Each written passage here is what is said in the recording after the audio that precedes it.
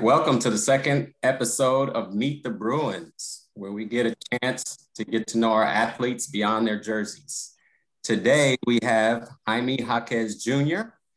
from Camarillo, California. Pride of Camarillo right there. We also have Zach Pettway from Long Beach, California, Wilson High School.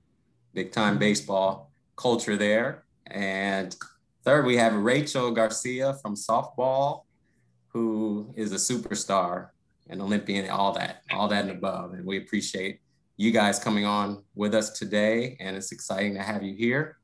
And I am your host. Some of you guys may know me. Jaime better know me. My name's TYUS EDNEY. I played basketball at UCLA. I graduated in 1995. And I had the pleasure of being part of the 1995 championship team. So no pressure on Jaime because he's going to get the next championship. But yeah. That being said, Jaime, how's the season going so far? The season's going really well so far. We got some games coming up this week that we're getting ready for. And it's just been a fun year so far. It's unfortunate that we don't have to get the fans there, but we know you guys are there in spirit and in our hearts. So, we hope to have you guys back soon. We are definitely there. Everyone on this call is definitely there. This year you guys lost Chris early. Yeah. I know that hurt. How is that going? How's Chris? How are you guys getting along without him? It's definitely hurt our team for sure. Not having him there. He's a senior on the team. He's a leader of the team. So to have him gone, it was a big blow to us, but I think we adjusted well and, we made the best of it. And to see Chris now, he's out of his brace. And, I see him walking now at practice. So it's a really good sight to see him walking now. He's got a smile on his face. And whenever he's at the home games with us, he's always cheering us on. So to have him around is really great. Is he trying to always put his playlist on whenever? Yeah, he's always trying to get in there, trying to get the aux cord. But yeah, it's always fun. He's a goofball. So DJ Chris, he always gave us our music. He has a wide range of music. Very wide range of music. He goes from everything, to rap to hip hop to a lot of singing music, things like that. So yeah, it's always been good to see what he has on. And Mac at ATN, you guys have a freshman that's really been playing well. What do you think of Mac? It's been great to have him, especially, with, losing a big guy in Jay Hill. We're all wishing him the best. But to have him come in and step up, it's been huge for us because, we need another big guy. We got Kenny and Cody doing great too, but, those guys need to rest eventually. So for him to come in and play how he's playing, we couldn't ask for anything more. So we're super happy to have him. He's been great for the team. Everyone loves him on the team, and we're super happy to have him. You guys had 2 good wins at the Arizona, so that's good going into Colorado and Utah. Yeah, he was big for us too. So having him there, he's super funny. One of the funniest guys I think I've met. So. Rachel, how's softball going? You guys had a pretty good start. Yeah, softball's been pretty good so far, though we did have one hiccup. But being number one's tough. Going into the season, I guess. Way back in the day, I know how that felt. How's that been going? You guys, how's the team reacting to just kind of stepping up and being, ranked that high? I don't think we necessarily look into the rankings as a team. We kind of just go out and do what we do every single day and just be ourselves. We're just sticking to our routine, and that's what's important. And you had a good first at bat, right? Yeah. It felt good to be back on the field. That's a good leader, set the tone for the season. So, Zach, what's going on with baseball? We had kind of a tough start, but it's exciting to get back after it. Truthfully, a lot of us are just happy to be back and playing again, back at school. But I don't know, the first weekend's a tough one, but it's always kind of never been their strong suit. So, I'm excited to see how we handle it. You guys have a big project, too, an infield project. Did you hear about that? Yeah, I heard about it. The half infield they're going to build over on the right field line. I'm super excited to see what it's like. There's all kinds of renovations that kind of showed us the plans for. There's supposed to be a new clubhouse that's coming and everything else. Once that gets built, it's going to be so much fun to come back and kind of see how it looks and just compare it to when I played versus in a couple of years down there what it looks like. So what got you, Zach, to come to UCLA? Both my parents were actually alumni here. My dad was on the team here for 2 years. And I think just for me, it was I grew up a huge UCLA fan.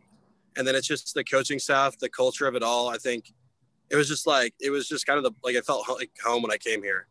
I think just kind of hanging out with the baseball team when I got a chance and just spending a weekend here, my official and everything else is just like one of those things that I'll never forget. Can you please thank your parents for the brainwashing and getting you to come here? And they sent you to Wilson. Wilson's the Bruins. So exactly, yeah, Bruins the Bruins. They were doing. I see their master plan. That was good. Rachel, what got you to come to UCLA? Actually, my very first collegiate game I ever went to was the UCLA versus Washington game. And since then, I was probably like 10 years old. I always dreamed of coming to UCLA. So having the opportunity to go on that visit was like breathtaking. I loved the campus. I loved the community that was surrounding UCLA. And ultimately, I just really wanted my parents to come and watch me play. I mean, even my family, they're all over California. So to have the opportunity for them to come and watch me play was a blessing. And it also was home as well. We have a huge family. So that was a big factor in me coming to UCLA also. Jaime, what brought you to UCLA? Growing up in Southern California, UCLA is, just the biggest basketball school and just tradition as far as, winning and things like that. And, just the culture that John Wooden created here, I just wanted to be a part of something like that. And so, once I got the offer to come here, I thought about it not very long and decided, this is probably where I want to be. And it was also close to home, so my family could come see me play.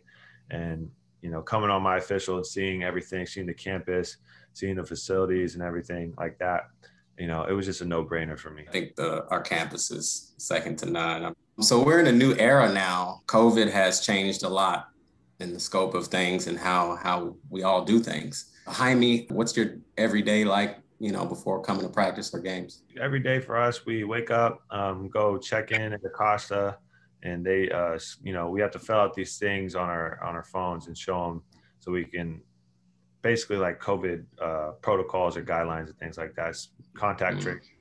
And then after the contact tracing, we go into the facility and then, we get tested.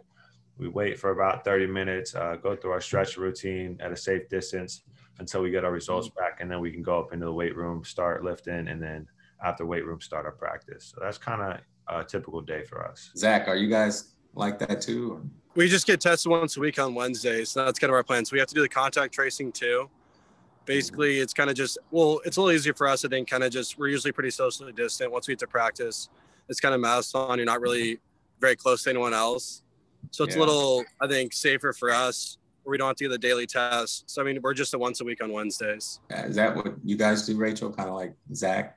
Exactly like the baseball team, once a week. It varies based off of like when our competition is of what day we're going to get tested. Yeah, in baseball, you're a little bit more spread out, I guess. So remote learning is also a factor in COVID. And I know it's a change. All of you guys experienced campus when it was normal, I'm sure. So now, how is the remote learning for you guys? I can't say it's my favorite, but I think that there's so much help outside of like the classroom that UCLA gives us that when you are like feeling like you're struggling, like you have support to help you. I mean, you have like tutoring time and all that kind of stuff. So the freshmen are required to do PLS.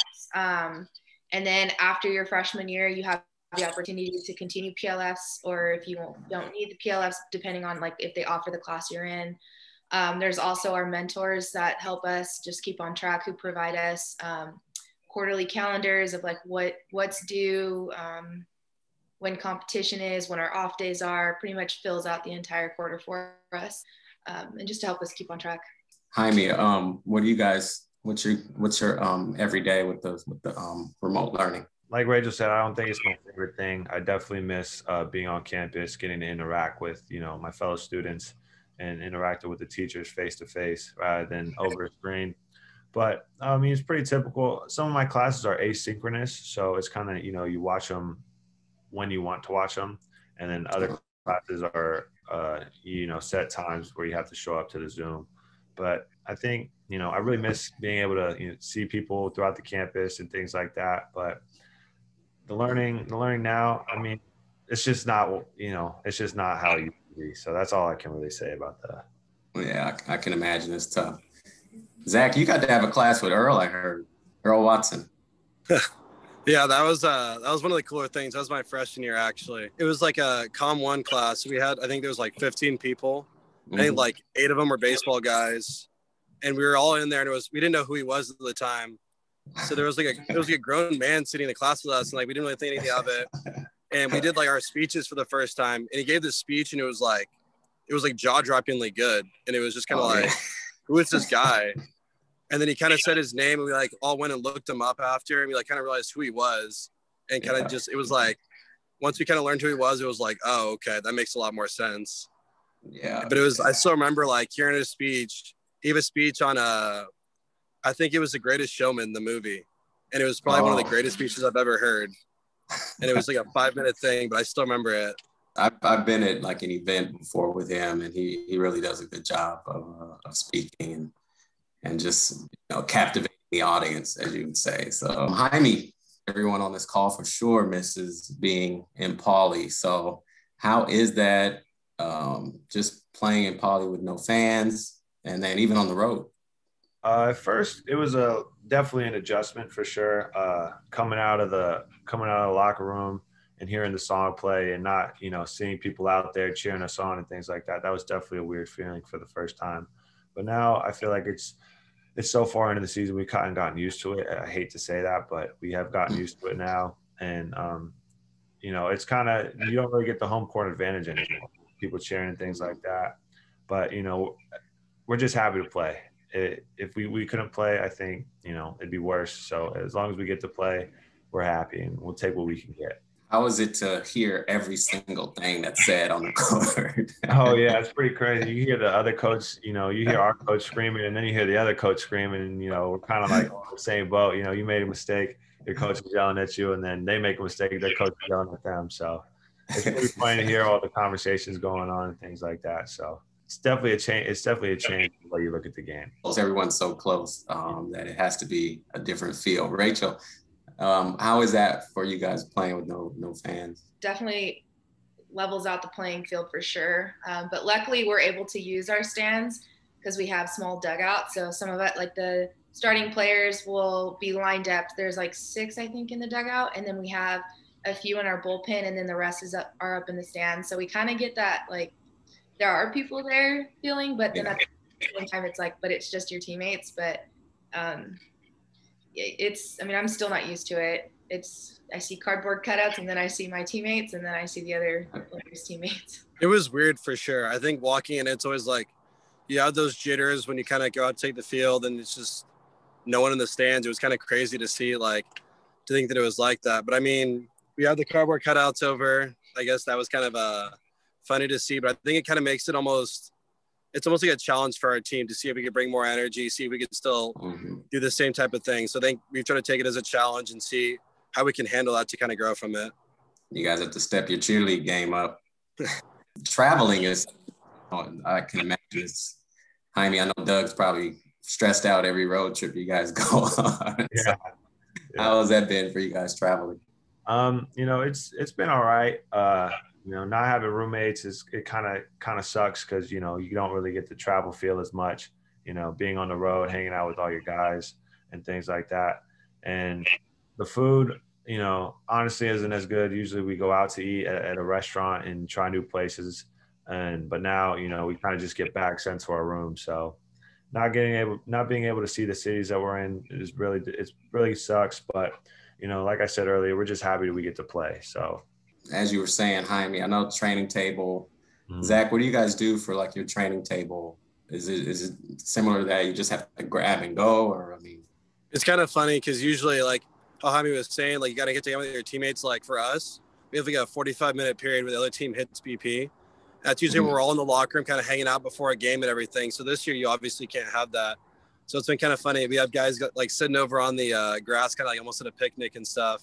We like grab food and we all go sit down on the grass and kind of just like hang out like from afar with each other and kind of just watch over the field. It kind of, to me, it almost reminds me of like the spring training in Arizona type feel where you go out and it's like sunny out. So I did like it at first, but it's kind of hard not. I think that like time in the locker room before games is always like the best time kind of with your teammates right before a big game.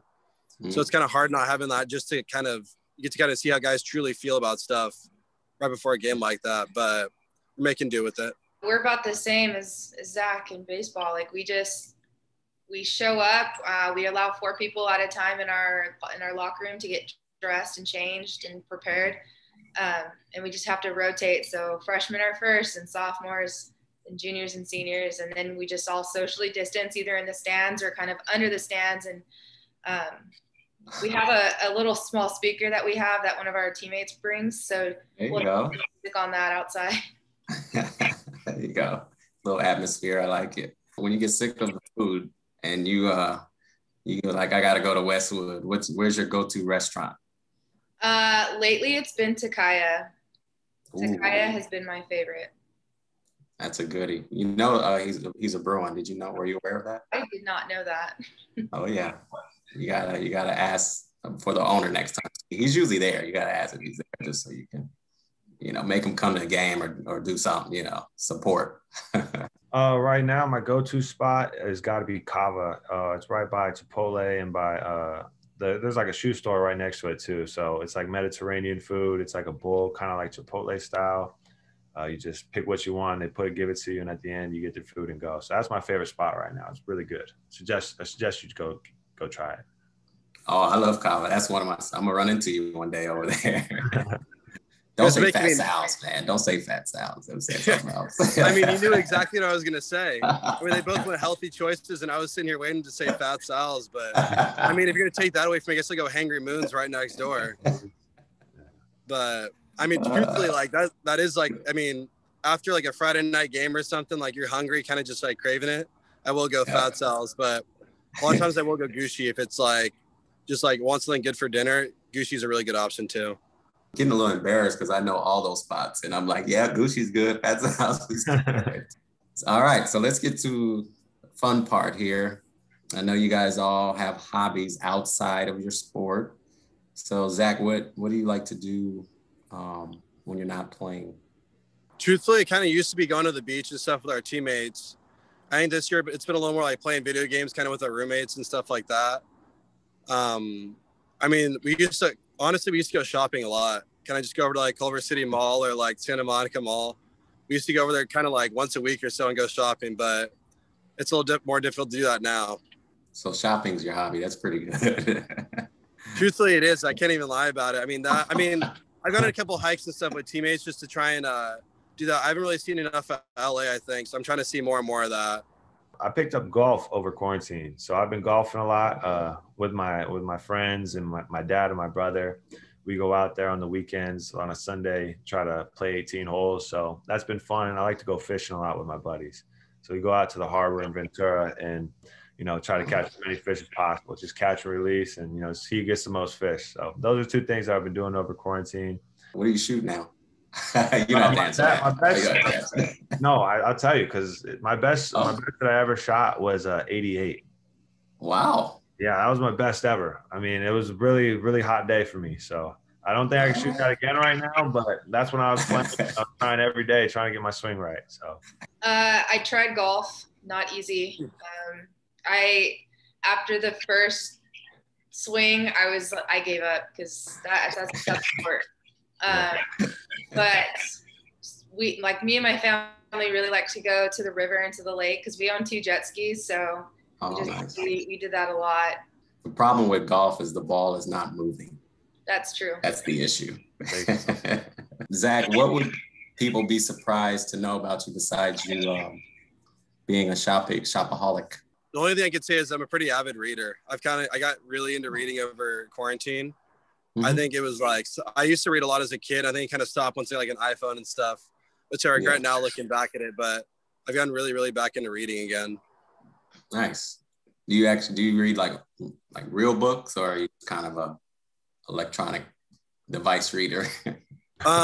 If I have them, I'd rather read paperback just because, I mean, it actually is nice, like the feeling of like the book, but I got an iPad for Christmas actually, so I just got the Kindle app. I've been using that a little bit. Jaime, what about you? I guess just I'm really big into history, so I'll watch a lot of YouTube videos on history. So whether it be like the ancient Rome, ancient Egypt, more like ancient history stuff. That's just something that really interests me. So before practice or after practice, I'll sit down, eat, and watch a YouTube video on one of those things. Are you a history major? I didn't know. I'm a history major. Yeah, I just declared. So. Oh, well, then there you go. Yeah. So you're gonna get all A's. It'll be easy for you. Yeah. Try my best. I kind of use this a lot, but I know ASL. Yeah. Really? Whoa. Yep. I'm in my 5th class this quarter. That is awesome. My son is deaf, so I've learned a little bit of that. So that's really amazing. I know how hard that is. Yeah, I started taking sign language when I was in high school, and that's kind of when I started getting a little passionate about it. And then when I heard that there was courses here, I was like, I got to take it. So. Wow, that's amazing. Yeah. That's a good fun fact. I don't know if you guys know Norman Powell. Some of you may know. Jaime should know. Yeah. But Norman, it was kind of like that. He knows how to sign, and I was surprised too. So Norman's an NBA player. He played here, and now he's with the Raptors. But I don't know, just a little fun fact for you. I know you guys all spend a lot of time, like all of us, binge watching too many shows. Zach, do you have a show that you love to watch or a series? My favorite all-time show is Criminal Minds. That's will always be my favorite. But I watched Ozarks over quarantine, and that was an unbelievable show. Every part about it was good. And then the other one we watched, we just had to do a quarantine over before we came back to school after winter break. We watched The Queen's Gambit, and that was a really good one too. All right, we watch all the same shows. I was mad when they said Ozark wasn't coming back for 2 years, so I get it. My favorite show is probably Game of Thrones. That's probably my favorite of all time. And then I just finished watching The Peaky Blinders on Netflix. That was a really good show. And then as a kid, and it just came back to Netflix over quarantine, Avatar: The Last Airbender. That was amazing.